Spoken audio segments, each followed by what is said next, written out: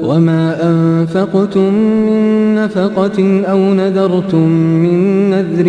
فإن الله يعلمه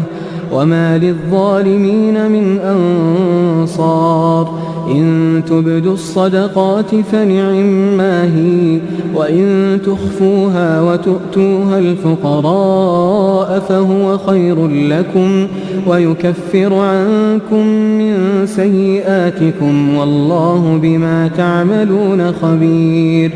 ليس عليك هداهم ولكن الله يهدي من